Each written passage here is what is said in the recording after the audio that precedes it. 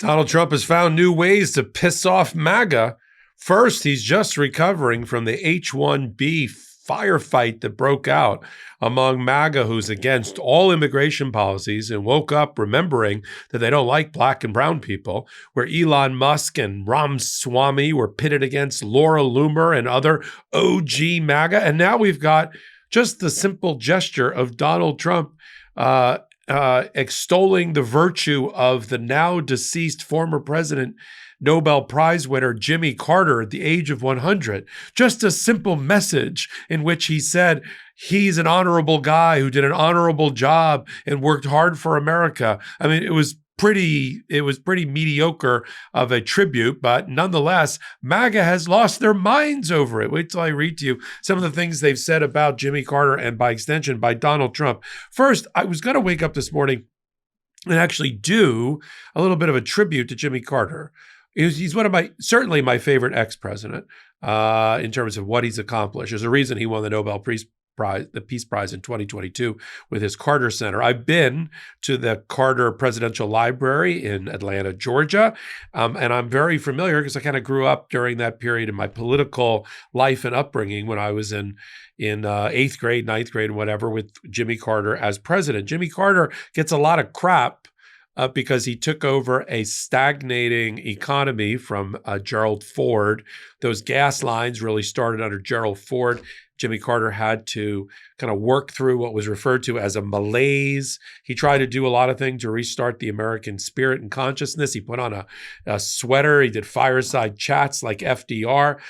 He had the misfortune of having the Iran hostage crisis on his watch, but he worked tirelessly with his people to get those hostages home after 444 days. Sure, they were released like when Reagan got into office, but that's only because of the diplomacy and the other things that were working around the clock tirelessly by Carter people. He's also responsible, and this is again a part of his Nobel Prize winning resume, he's responsible for the Camp David Accords, where he brought Anwar Sadat of Egypt together with Menachem Begin of Israel. They went for a walk in the woods at Camp David, and they came out with the beginnings of a peace agreement. Sure, there's ramifications of that even today, but he certainly got a lot of credit, proper credit, for trying to solve the Middle East crisis as far back as 1978. Jimmy Carter, created the Department of Energy, which makes a lot of sense because he sort of has I like to call him a nuclear scientist. He worked on a nuclear sub. He was in the Navy.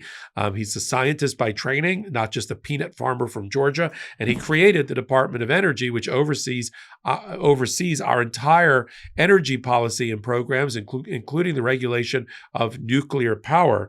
Very, very important. Could you imagine our world without the Department of Energy trying to expand things like clean energy and renewable energy and keeping a close eye on nuclear energy and nuclear power and how it could be used by our adversaries? Panama is a lot in the news today because Donald Trump likes to talk about maybe taking back the Panama Canal, but because of Jimmy Carter, finally, after over 100 years of demands by the Panamanian people, he finally signed the Panama Canal Treaty, turning back the operation of the Panama Canal to the Panamanian people. I mean, it is in their own country. And he also helped normalize relationships with China, following up on work done by Richard Nixon, who famously flew to China as part of the Kissinger doctrine, and then followed through 4 years later by Jimmy Carter normalizing relationships with China, which, of course, Donald Trump's getting the benefit of today. But what happened during this MAGA piss-off moment is that all he did, it wasn't even that great. I mean, Joe Biden certainly is bent over backwards because he's a close friend of Jimmy Carter to extol the virtue of him and to sanctify him and to memorialize him, as he will do with he'll be lying in state as part of a funeral procession. I think that funeral is scheduled for the 9th of January. Certainly, it will be the biggest event that will happen in the Capitol. I think it'll be even bigger than the January 20th inauguration.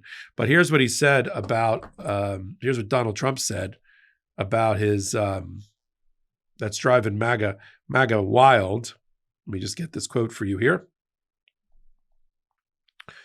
He said, quote, I just heard about the news about the passing of President Jimmy Carter. This is Trump.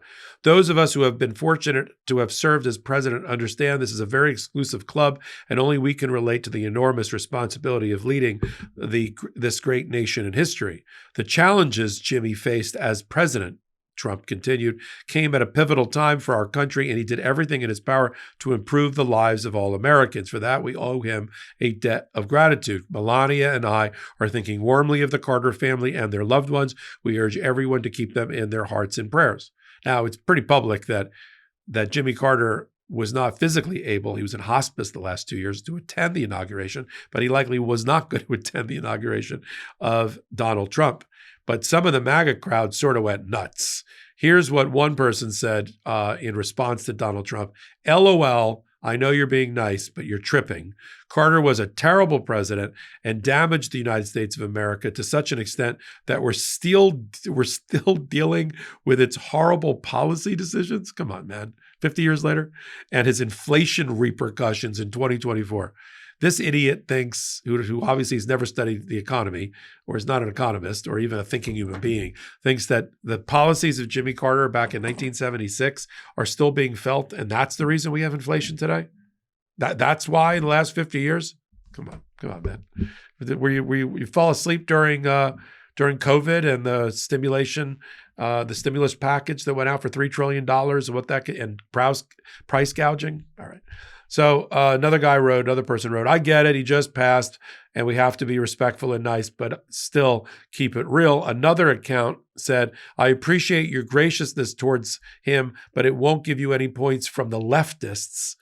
They're soulless. So now I'm no longer a patriot. I'm soulless.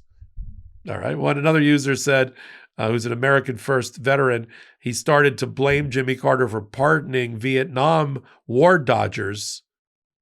I got news for this guy. Donald Trump was a Vietnam War dodger with his spurs and his heels, or whatever the problem was.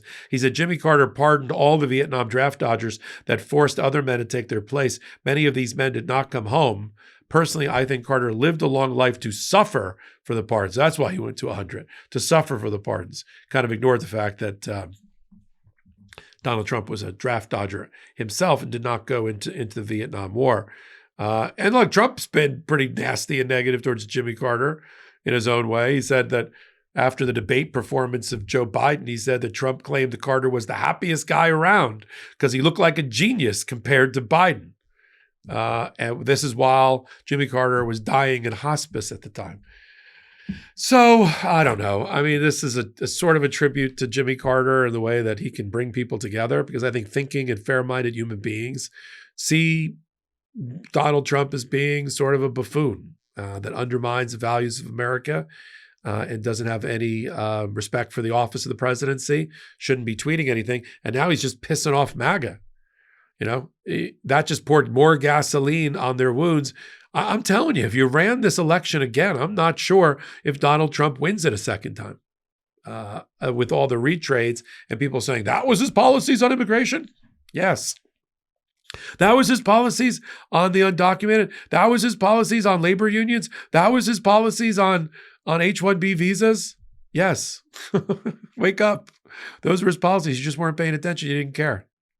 So I'll continue to follow it all. You're on Legal AF, the YouTube channel. Take a moment while you're here on this Jimmy Carter tribute and hit the free subscribe button. I'll wait for you. Go out, come back. I'll be here.